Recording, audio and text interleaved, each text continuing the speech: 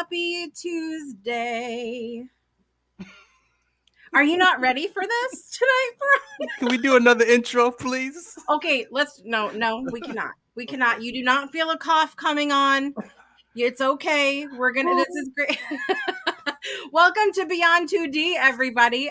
We've got myself, Jessica Dugas, creator of the Breakthrough Network, and... Yes, good afternoon, everyone. Farron Dozier, Retired Army Sgt. First Class. Excited to be here as usual.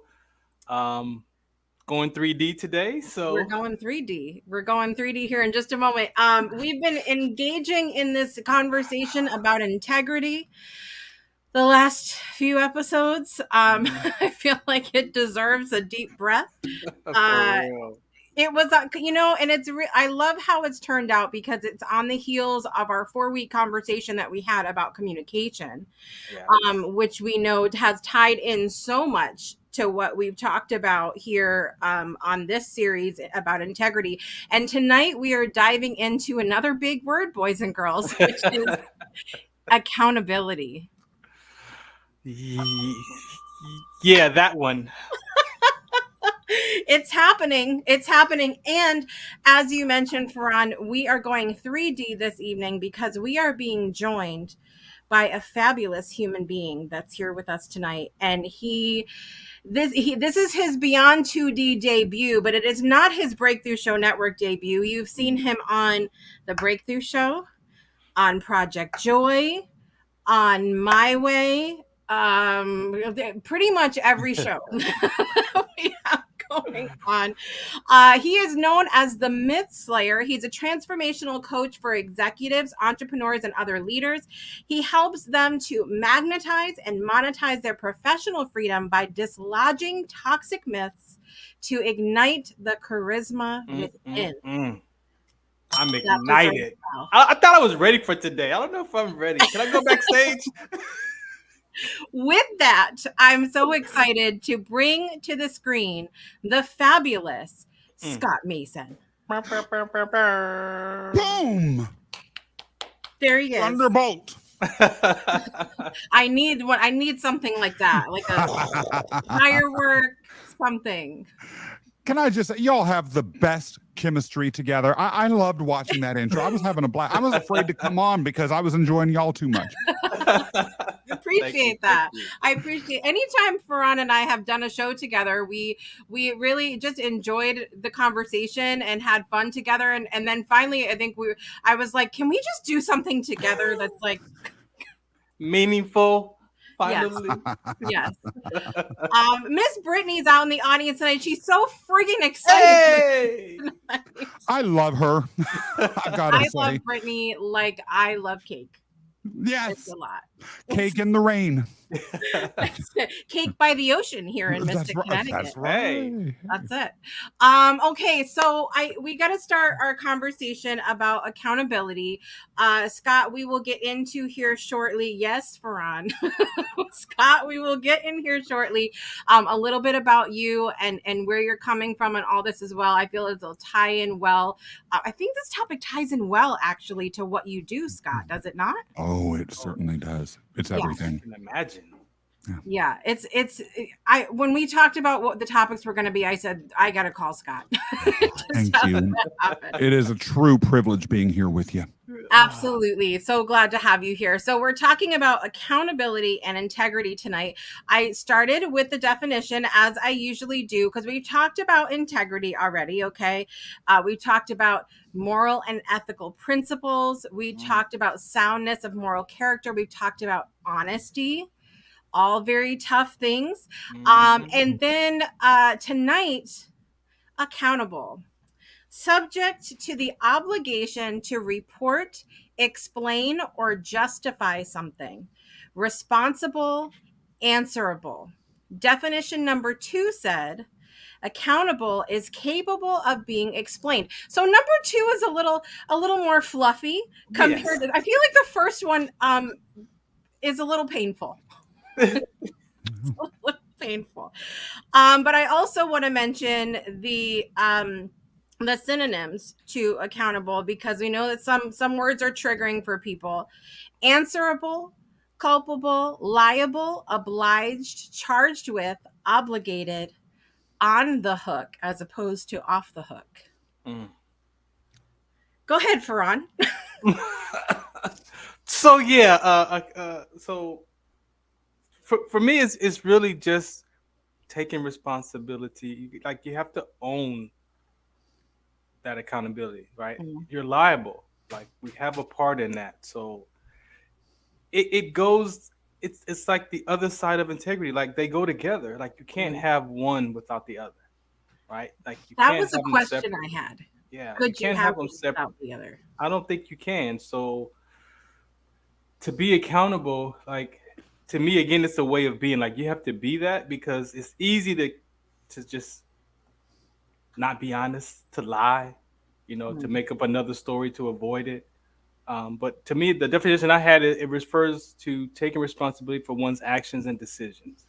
And a lot of time it's difficult because we think it's the decision, but it's the consequence that we didn't foresee that we may not like what's happening. Right. And then so it's like, oh, heck no, like I want to be, I didn't expect that. So I'm not responsible for that. No, I'm not accountable for that. So that's me with that. Yeah. Yeah. What do you think, Scott? Do you consider yourself, do you easily hold yourself accountable for things, Scott? No, but I do. Some of it, well, that's an interesting question. So I grew up in a very strict household. Rules were very detailed. They were expected to be followed. And if they were not, punishment was swift and severe, especially as the boy in the house. And that had two effects. On the one hand, it got me to understand and have this underlying belief system. If I made a mistake, punishment would come and come fast. And so my child's mind reaction to that was, let me try and find ways to get out of this. Because sometimes if I broke a rule that was minuscule, I would have the same, the outcome would be the same as if I had blown up the house. And even then I understood that breaking a nail isn't the same as setting off a nuclear bomb. And so when it comes to navigating those things, unfortunately, the result of an overly accountable atmosphere in the house was that I was many times afraid to be accountable. On the other hand, because of that hierarchical nature of the familial relationships that we had in our household, and because the fact was that I could try and worm my way out of anything, I still ultimately was going to have to say I was wrong or suffer an even more severe punishment. I learned to be able to say I'm wrong, it's my fault. So it's not easy, but I learned almost habitually to do it. Sort of like it's not easy to get up every day and go to the gym or take out the trash or shovel in that serving of broccoli that I hate. But I still do it because I understand, due to the circumstances that I grew up in, that not holding oneself accountable can lead to more severe consequences than doing so. I want to dance right there, Scott, because you went to the perfect age of where this stuff gets developed, right? Yep. And as a child, we can take that in so many different ways. And I'm listening to your experience, and I'm thinking, I just wouldn't do nothing at all. Like I would just like freeze. Like I'm not gonna take a chance on getting in trouble. You know, I think that some of the realities of that were that some of the rules were so strict you literally couldn't avoid them, right? Like I could have milk in glasses and juices in cups. And so what was I going to do? Never drink anything? I had to quench my thirst. So you couldn't really freeze. You just had to make sure that I was putting the appropriate drink in the appropriate container. And so that, on the one hand, made it clear that you had to act. Number two, the human spirit is what it is. Accountability and the gift of being forced to learn to hold oneself that way means that you, in a way, can be liberated.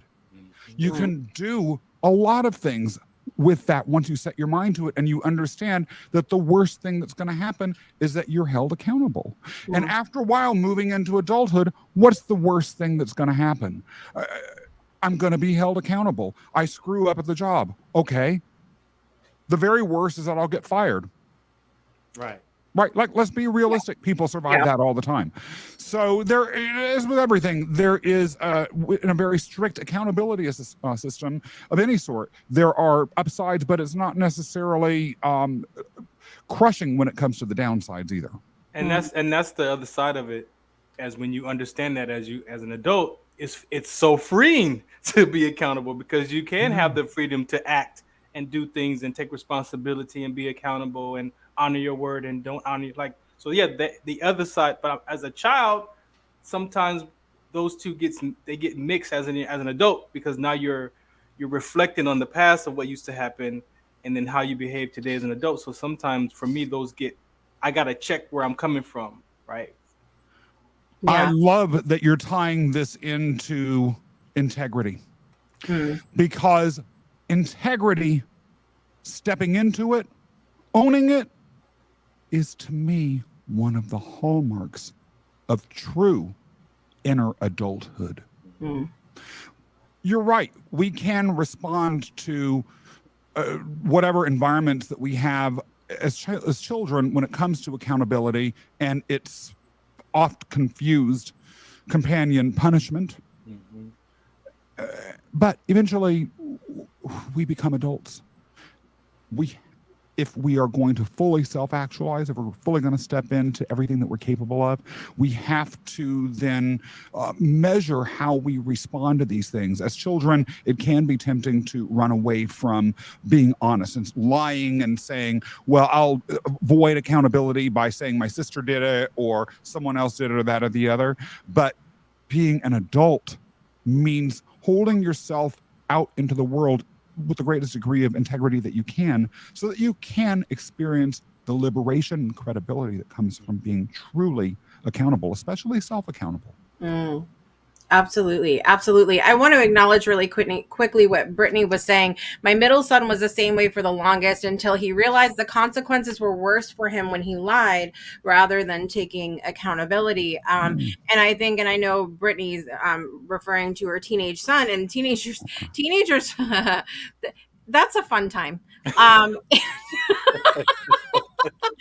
Especially where this topic of accountability is concerned, because I don't think any of us inherently want to get in trouble. Like whether we're talking about as an adult losing a job, as a teenager, staying out past curfew, I don't think any of us want to get in trouble.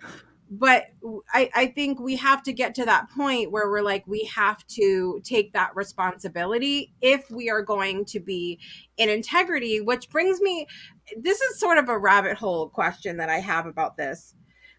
Is the ability to be accountable a byproduct of integrity? Meaning, are we able to be accountable or have accountability because we act with integrity, or does integrity pave the way for accountability? Meaning, if we are acting in integrity, are we automatically accountable people? Wow. I know. I had a moment with this. My initial reaction was that accountability leads to integrity, but thinking about it more deeply, I have to, for this moment in time, y'all may convince me otherwise, say that integrity probably leads to, and frankly, demands accountability. Because of the two qualities that we're discussing, to my eyes, integrity is the more fundamental. Integrity is not only being truthful, but it is doing things like you mentioned earlier, following through on your word, standing behind what's right, connecting to a core set of values, and then living that. Accountability then is one of the values that you are connecting to. So you can't express yourself as connected to the value of being accountable if you have no underlying set of values to connect to in the first place. Integrity, the representation of that connection to me, does seem to come first. But y'all disagree with me because I could just be saying anything. No, for me, I learned, integrity allows the workability. And then once you have workability, then you can go from the accountable and being responsible and things like that. So I believe that the integrity is the foundation piece of that. Yeah. And then everything else is layered inside or on top of that. I think I could argue for the other side. I think I agree with you guys, but I think I could also argue for the other side because like Brittany was saying, it's both. Because I sort of like, but this is what I do. This is what I do. I play the fence. You said it was a rabbit hole. It is, because once you start really thinking about this, you're like, oh, wait a minute. So I think that we can, if we say act out of integrity, okay, if we have our certain morals, our values, our compass, that's our integrity that we go by, then if we act out of that, then we have to hold ourselves accountable for that acting out of integrity. And so I don't know. I feel like it could just go. I could go around and around with it. But I say I can't look out my. Oh, there's integrity right there by the tree. Like I can't. So it's not anything that I don't think you could see in nature. So we're all describing it, and for everyone describes integrity different. But because it's a principle, it applies across the board for me. So, but I will say this. Part of why I believe that integrity is the more fundamental of the two is that you can be accountable without integrity, which says to me that they're severable. They're not on a continuum. Right. One has to lie at the core. And an example of being accountable without integrity is when a boss says, I'll take the hit for that. You don't have to, even though you were really the one at fault. Once I had a job where I oversaw a whole bunch of organizational divisions, and one of them was IT. And the CTO of this organization made a serious error. And that error was going to cost the company. I found out about it. I called him into my office and I said, look, this is what you did. This is what happened. These are the consequences. And Jessica and Farron, I'll never forget the look on his face. He looked like a little boy who had been caught trying to steal right out of mommy's purse. His head was hanging down. His lower lip was out. He looked like he wanted to cry, and he could barely answer. He clearly was repentant. He realized he made a mistake, and he made it very clear that this sort of error would never happen again. So he held himself accountable. However, when I went and talked to my boss about it, she said, I want you to hold him accountable and punish him. My position was, I refuse to do that. I'm not going to punish someone who is holding themselves accountable and I believe won't make the mistake. Why? Just add the extra level of torture. But I said, really, at the end of the day, I could have supervised it better, and it's in my division, so the buck stops with me. Now, I really couldn't have supervised it better, looking back on it. The buck stopped with me. Yeah, right. That's something that we all say sometimes, and it sounds good. But really, I in all honesty, I could not have held myself at fault here. And so she said, okay, if you're not going to hold him accountable, I'll hold you accountable. And I was held accountable, and I was punished. And so I was accountable without integrity, because by saying it's really my fault, I was lying. Oh, wow. Yeah. Yeah, that's a tough one. That's a tough one because, again, me learning the umbrella of responsibility, there's some cases where I could look in my life and be like, you know what, I really didn't do anything, but maybe because I didn't say something could be the reason why that happened. And then if I could own that, saying I could have said something that could have made a difference, then I could take responsibility and still move forward in those conversations. So it's tough because there's so many, because it's so layered. Well, yeah, and in this case is a perfect example of that sort of thing. Micromanaging is bad management. As a leader, you really need to let your trusted lieutenants manage. You can't sit and, with regards to every single thing that they do, ask, well, did you paint your nails today? Did you make sure that you wiped your shoes before you walked on the carpet? You can't do that sort of stuff. And so you have to trust.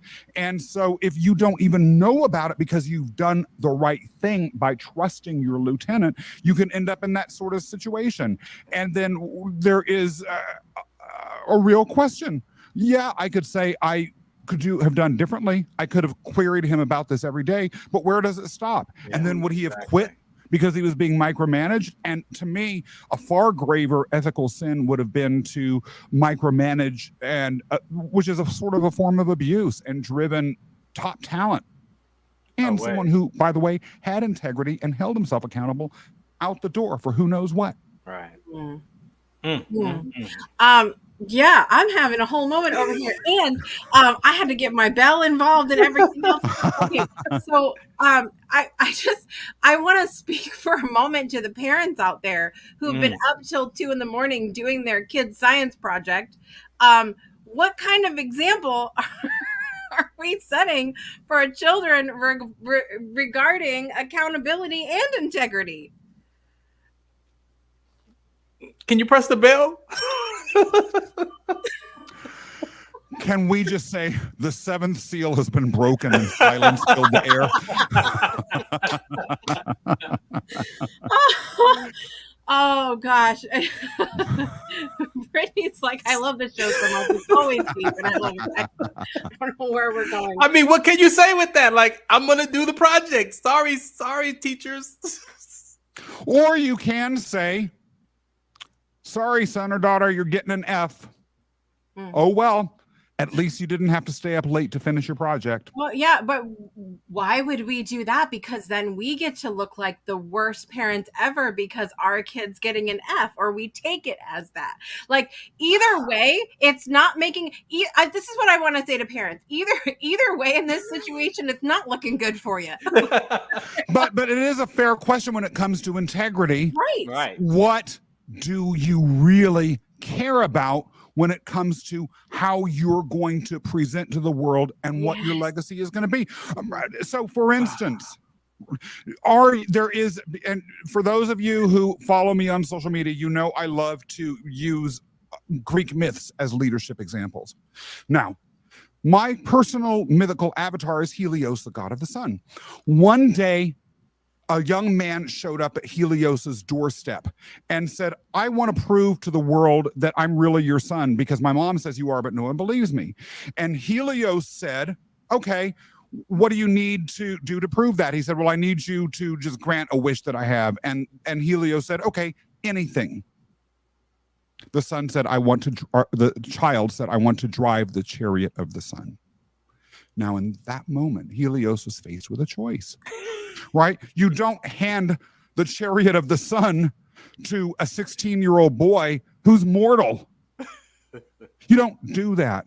And so Helios had the choice of being in integrity and saying, okay, I'm going to follow what I said I would do, or turn his back and say, I'm not going to be in integrity, and you're not going to do that. Helios made the choice to be in integrity and give the sun chariot to his child. And by the way, the child ended up dead because he couldn't manage the chariot of the sun. And it caused such a global disaster that the Lord of the gods killed the sun on the spot. Helios had nothing left except his integrity, his reputation. He made a choice. It was a choice that he learned from.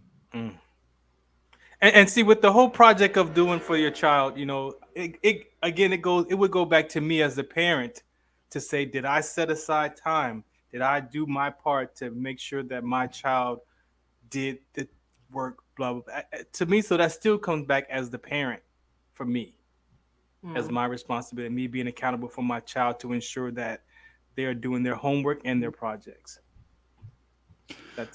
Well, it is sort of a child rearing choice. I don't have any children, so in a way I'm talking out of the side of my neck. But I will say my parents, again, this sort of strict environment had its upsides. Yeah. Don't do your homework? Okay, that F's on you.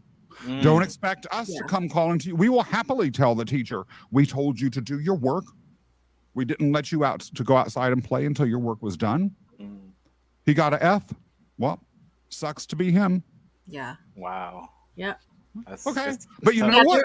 Again, there was nobody doing my projects at 2 a.m. But I was also a goody two shoes. I was up till 2 a.m. doing my project because I didn't want to deal with the consequences of having to be held accountable if I didn't do the stuff. I didn't like that feeling of disappointment from my parents, my grandparents, my teachers. I didn't like that feeling. So because I didn't want to deal with the consequences of that, I would rather deal with the consequences of being tired till 2 a.m. because I had to get the project done. Let's, though, take this out a little bit. And I won't name any names here. Say his name. No. You'll know. But we can choose to pull whatever names out of the either that we want to when we think about what I'm about to say.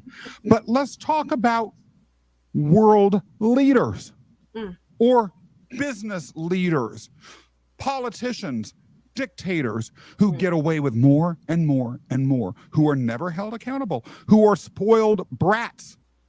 Mommy and daddy never say no. And then they're running the country without ever sensing that I need to be accountable. Right? Did the parents really do their child a favor? Is the world really looking back on the parents and saying, well, our society is utterly destroyed now, and there's been catastrophe and social collapse, but at least you look good to your child's second grade teacher. I don't think that really happens. See, and so I'm going to go back to the accountability and the responsibility of our country, who put that person in charge, knowing the previous behaviors of that person, and then you allow that system to elect that person, and then you're surprised that behavior happens? Nah. There is a woman I went to law school with. She was sassy as heck, and I loved her for it. And she was telling me about a friend of hers who came and said, I am so upset because my husband is cheating on me after we've been together 10 years. And my friend told this woman, well, is this the same husband who you married after he was cheating on his prior wife with you? Ooh. Right. And this friend was like, yeah. And someone, my sassy friend said, well, what did you expect? My husband has a great line that I love to use. The monster I am is the monster you made me. When we don't hold those in our lives accountable, we help make them monsters. Scott, I want to ask before we take this half an hour break, the principle of integrity. Do you see that as it being a lifestyle to live, to be used by? Because I believe people don't, we know the words, but some of these words are action words, and they're ways of being. Like even the definitions they tell us, they're also a way to be, right? Do you believe that integrity is a way to be as a lifestyle? And because if you can be integrity for whatever it means to yourself, then you can be responsible, you can be accountable, you can be for your lifestyle. I think part of my ambivalence in answering that is the word lifestyle, right? Like people use that word, oh, jet setting lifestyle, yeah, right? Like it's just something I do because, well, that's just the way I am, as a matter of whatever privilege I have or whatever access to something that I have is. Or they use it to trivialize things that are serious. For instance, the gay lifestyle. Right. It's not just something that you just do as a hobby because you have nothing better to do. You just become gay. Right. So it is. I view, but more of the principle fact, not the lifestyle, but more of the principle, because principles were used by principles. They were. That was a good one. I loved it. With a ruler in hand. I would say that it is a matter of identity. How do you identify yourself? What do you say I am at your core? If you say at your core, I am, for instance, a person of generosity. I am a person of consciousness. I am a person who is driven. I am a person of integrity. Then yes. If it's not at the core of your identity, then it really does move into a lifestyle way in which you have engaged it in your life. And what that means to me is that it's something that you indulge in as a matter of choice. You become someone who lives in a world of situational ethics. It's convenient for me to be have integrity now. You can pick and choose. You can pick and choose. Situational ethics, situational integrity to me is no better than having no integrity at all. Yeah. I don't know what you all think. I like with that. Me, please. No, I like that. I like that. Because that's what it looks like in real time. Yeah. I can be responsible for accountable for this, but not that. But imagine if you can be responsible for your whole life, then that's a different kind of person that you're being. Yeah. Which is freeing. Yeah. I believe. I feel like there are elements to integrity that are your being, that can be your, like, who you are, but there are also those very chosen elements of going, this is who I am going to choose to be in my life. It's interesting to think about that, because there are parts of me, as I look back through my life, there are parts of my integrity that I feel like have always been there. But then there are other parts that, as an adult, as a person not wanting to deal with certain consequences, as a person who wants to take responsibility, that there are parts of that I feel like I'm choosing, that are not necessarily easy, that are not necessarily part of like my soul. It's me choosing for them to be who I am. So it's an interesting conversation to go around. We're going to take a quick break. We're going to breathe for a moment. And then we're going to come back. We've got some quotes to look at, among other things. So we'll be right back after this. Don't go anywhere. Accountability.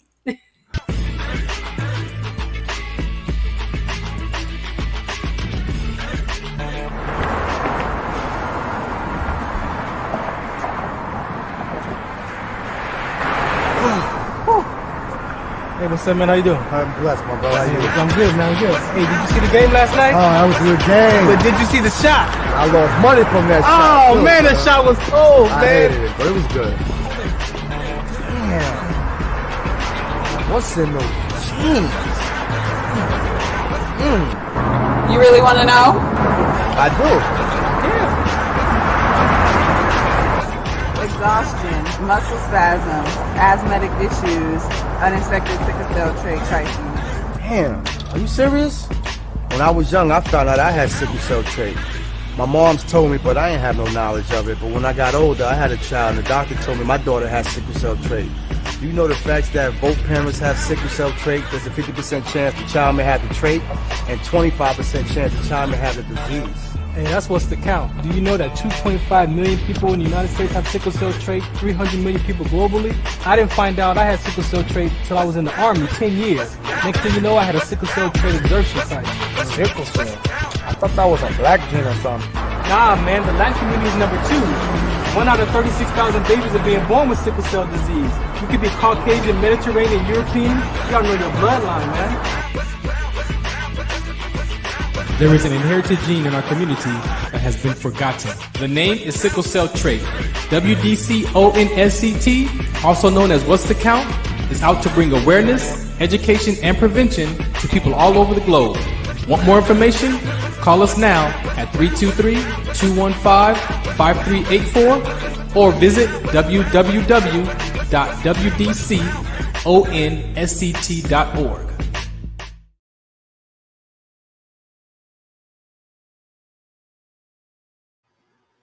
Welcome back to Beyond 2D with myself, Jessica Dugas, the fabulous Farron Dozier, and the Myth Slayer himself, Mr. Scott Mason.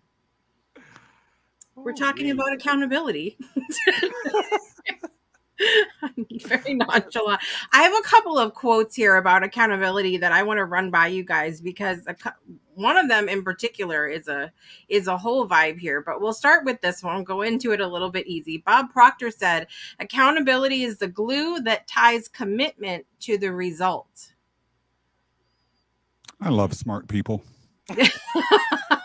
Is that Elmer's glue though? What kind of glue is that though? Did Elmer sponsor this show? What kind of That glue? paste we used in kindergarten. Oh, for sure then. For sure, that's gonna stick. What do we think about that? The glue that ties the commitment to the result. So for you? What does the glue mean to you? I mean, it's what allows you to have the result that you want. I think if you're accountable, you're more like. I mean, do you guys agree with that? That if you hold yourself accountable, you're more likely to have a result that you want in something. See, I'm too much of a thinker these days, and so that accountability and then the results, like I'm trying to put those two together with what does the glue in my life would mean? Does that mean me being responsible? Like, what does it mean being honoring my word? Like, what does that glue mean to me? And then I don't know. I don't know. It's an interesting one to think about. This other one though is a moment. A body of men holding themselves accountable to nobody ought not to be trusted by anybody. Speaking of trust, Farron. Yeah, there it is. I've heard it a lot today. Yeah. Let me ask you this. I think that that Payne's quote can be proven very easily. Oh. The United States Supreme Court refuses to craft a code of ethics for itself. Does that make you trust them more? Ooh, man, I like that. Is there a code of ethics for the United States government? There are codes of ethics, absolutely. And there are codes of ethics for courts lower than the Supreme Court, just not for the highest court. A body of men and women holding themselves accountable to nobody. None of them trust each other. One oversees the other one. The Congress oversees this one, and this one oversees that one. It's like there's no trust in our government system anyway. That's another subject. On our next series, where we'll be talking about trust, and Jessica will be sick for those 4 episodes. So will Farron. The show's going to run itself. Here's one more. Pat Summit said, this was a long one. Accountability is essential to personal growth as well as team growth. How can you improve if you're never wrong? If you don't admit a mistake and take responsibility for it, you're bound to make the same one again. Talk about, because you were telling a story as you were sharing about coming on this show, Scott, about t-shirts. And can you tell us about that? Because I think that is an interesting story. Thank you. So I used to own an apparel and accessory printing company, and the principal item that we would print on would be t-shirts. And we had a lot of high-end, very nice brands come to us, and they would visit the shop to see how we operated, to determine whether we were people that they would want to work with, as well as to take a look at the various t-shirts that were available for them to have us print on. And so many times I only want to use a t-shirt that is made in America, that is made using environmentally sustainable processes and doesn't have all these bad dyes and isn't made in a place where there are exploitative child labor laws and that is environmentally friendly. Okay, there were t-shirts that we could print your items on that meet all those qualifications. And by the way, they're really nice. I could give you the names off the record sometime if you want. They're well worth just buying. How much more are they, would be the next question, than the ones that were made by slave labor in some random anonymous third world country? Oh, maybe a few cents more per unit. Oh my God. Okay. They don't have to be made in America. No, they don't have to be environmentally sustainable. No, they don't have to I don't care about child labor laws if it's going to cost me a couple of extra cents. Who cares if a child dies? I've got 2 cents to put in my pocket, and that sort of thing. And so really, what I would see over and over, and if I sound a little bit cynical, it made me cynical, because these statements, these proclamations of integrity, of values, of ethics were being made, but the actions were completely opposed to the words that were being uttered. So the accountability wasn't there to hold themselves to the commitment they were making. The glue wasn't there, referencing that quote from a few minutes ago, but also integrity. My impression was that when they got in there and said it has to be all of these things before we'll even consider buying it, and then seeing what they ended up buying, was that they were liars. And not only that, but a lot of times their branding would be out there saying, we use this, we use that, we use the other. And they were buying stuff that was anything but what they were saying. So I, in my own life, Scott, after my transition out of the service is where I've got to be this person I am today, right? Having to go back and challenge the first 40 years of my life, right? And learning, I had a lot of corrupted views and ideas and things that I was living from that was just, they were corrupted ideas. Like, I didn't even know that they were that corrupted. I thought they were good things, but they were actually kind of corrupted. And then at the core of that, what I found for myself was sometimes I just wanted to look good and not look bad. Mm-hmm. And I think, not that I think, but even with integrity, you take the risk of looking bad, but you want to look good. So I'll just risk looking good right now. And if the bad shows up later, I'll deal with it. But that goes as to what someone who on LinkedIn commented on about this post when I put it up, which is virtue signaling. If the same person had walked in and said, I don't care where the t-shirt was made, I don't care about anything but whether it will look good and stylish, I would have been like, fine. And when they paid for it, okay, cool. I might not have agreed with their value system, or I might have been neutral about it, but I wouldn't have had that added layer of thinking that they were liars, that they were out of integrity. It sort of reminds me of the earlier part of our discussion and getting in trouble. The beauty of having integrity when you're about to get in trouble for something is that you only get in trouble for the thing that you did, not for the thing that you did and lying on top of it all. One of the things that we talked about in the very first episode of this series was about having those differences with each other in what integrity looks like for each of us. Because what might be in integrity for me might not be the same for Scott or Farron, because we have different values. And so as we engage in these conversations where, for using the t-shirt one as an example, and I'm kind of, if I go in a circle with this, I apologize, because I'm kind of speaking as I'm thinking here, but like, as we have this conversation about the t-shirt and the person said, okay, these are my values. This is what I want, a t-shirt that's made in America, organic, whatever we want to put on it. Right. And you say, okay, it's this much, the whole conversation happens. And then they do they're now changing their priorities in their head, where their pocketbook is more, it's changing priorities. It's taking number one.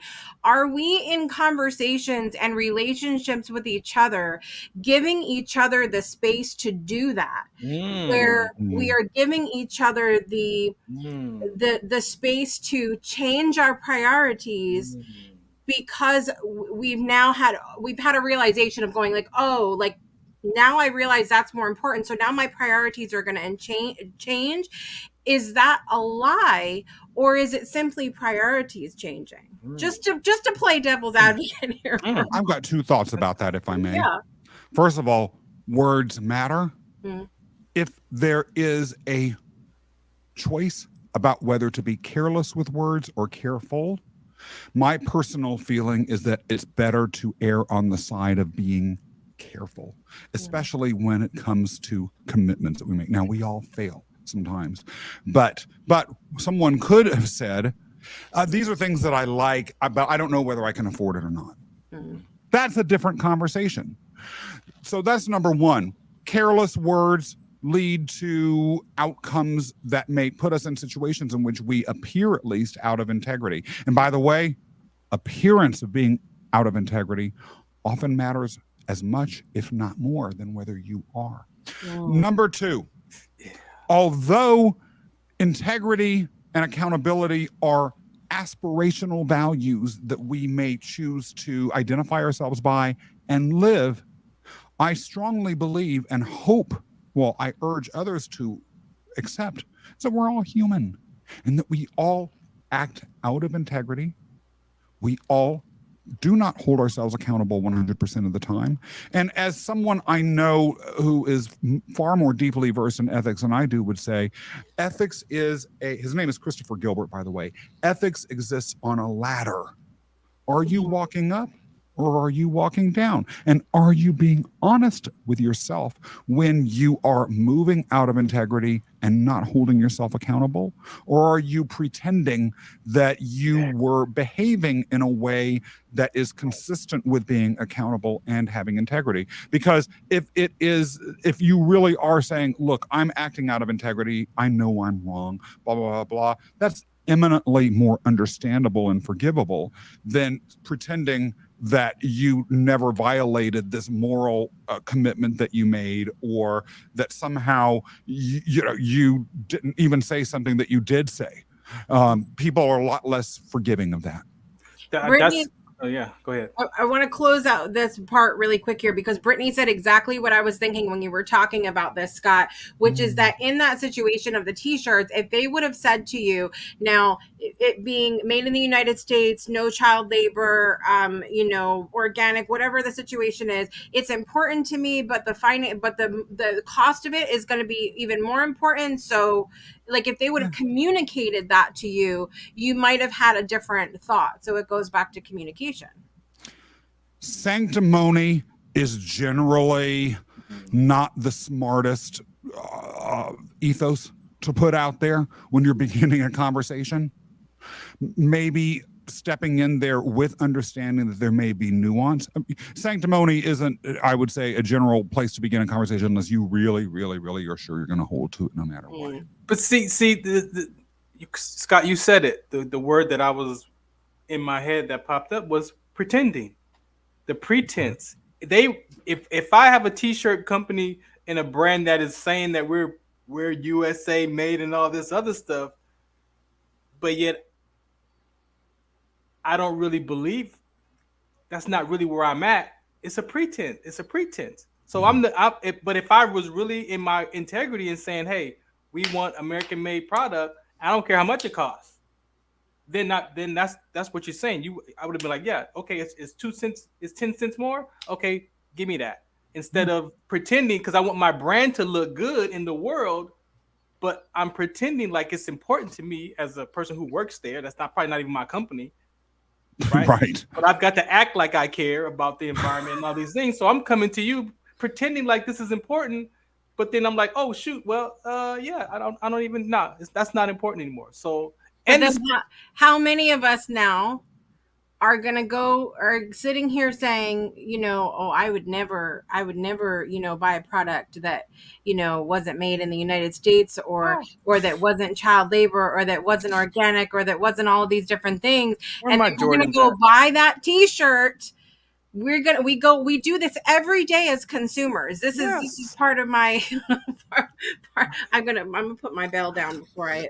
Yo, how many people claim to support small business, want to buy American, all this sort of stuff? Mom and pops are everything. I don't like globalization. I don't like over corporatization. I'm going to be late to the party tonight because I got to go buy some stuff at Walmart.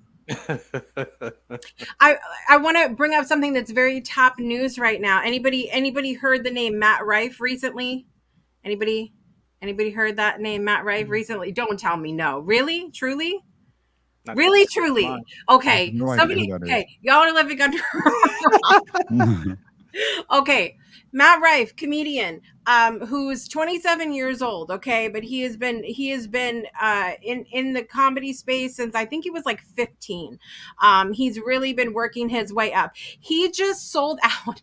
He sold out Mohegan Sun Casino over here. He sold out 4 arenas, 40,000 tickets.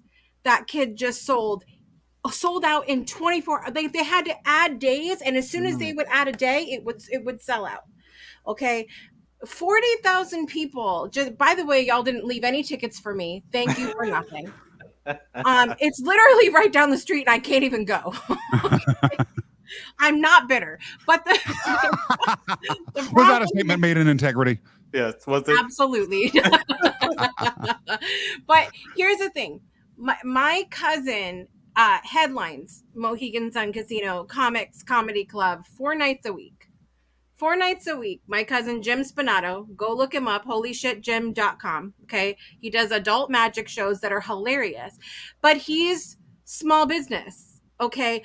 All of these 40,000 people that are like, I can't make time to go to a little show. I can't make time to do different, and he sold out. So it goes to me that spoke. The reason why I bring this up is because it speaks to our priorities. When we when I had in November, I opened up my home. I said, every Friday night, I'm gonna do this. My door's open.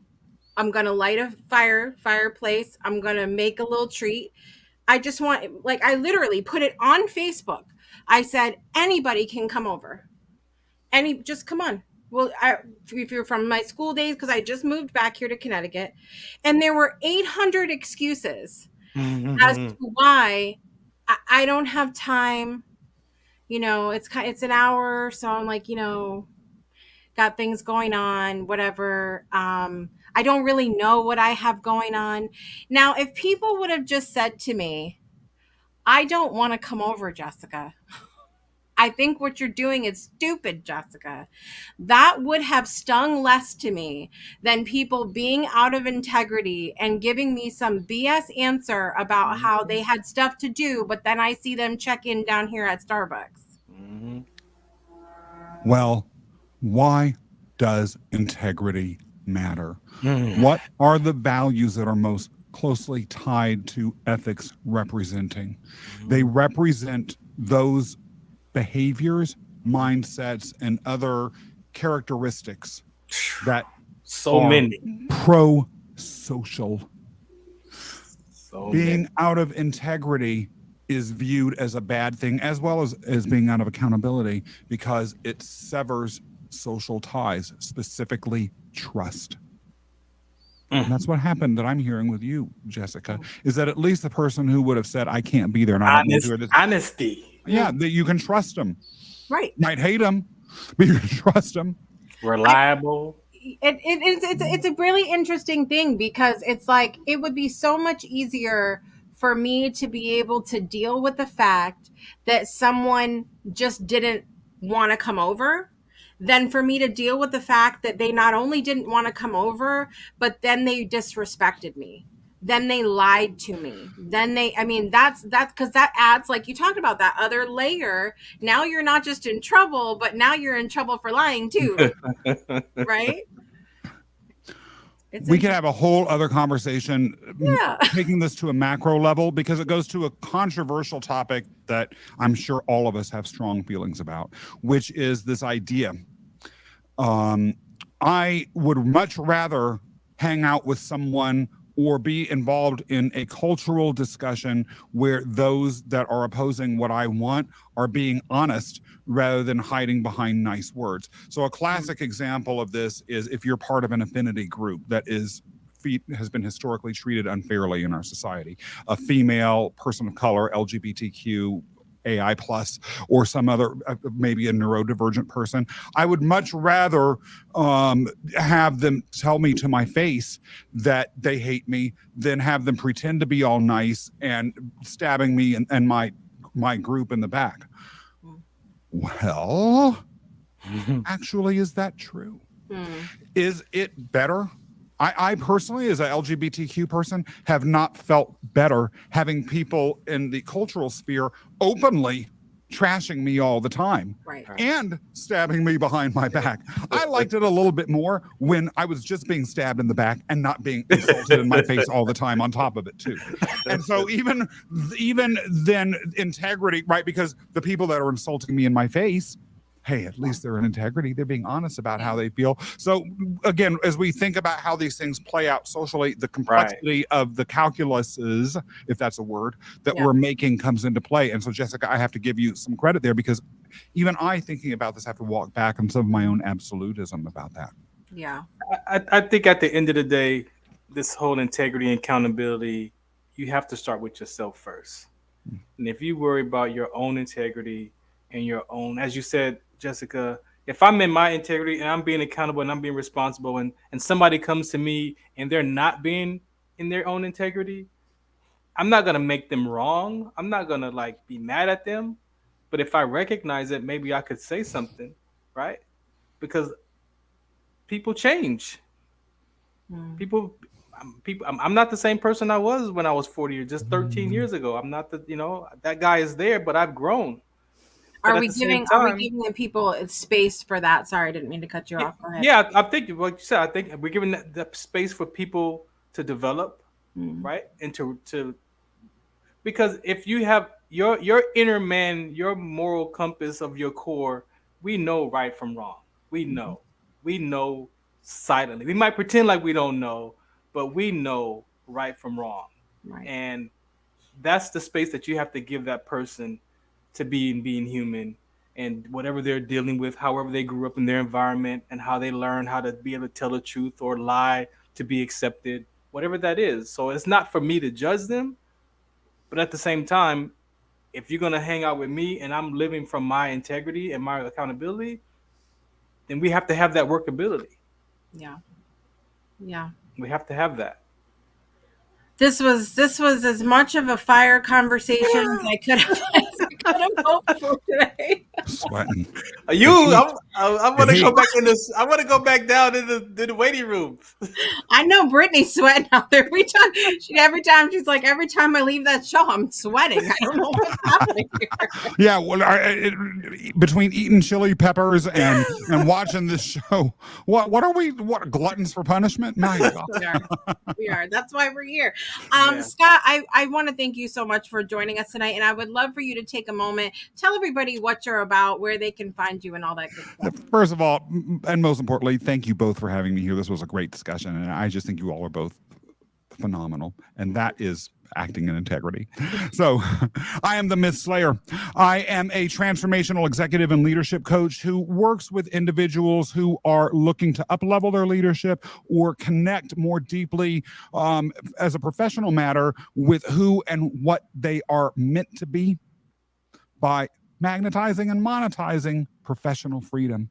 So if you're looking to find professional freedom, whether it is as a leader or in a different career path, I am here to help dislodge the toxic myths that have held you back, ignite your inner charisma, and then empower you to live a life that's epic. MyFreedomRocks.com. Yes. We're going to hire Scott to do our next intro for the show. So good. I can't top what I saw at the top of this hour. That was amazing. I love it. Farron, what are we talking about in a couple of weeks? Are we going to conclude this? Well, I want to wrap up and the fourth session. This topic here. I got some more things I want to point out. Yeah. And then we can figure out if we're going to go on to trust, because it came up tonight. So you can't be sick. Who wants to talk? Scott, would you like to come back to talk about trust? If you trust me. If he's accountable. Right. With integrity.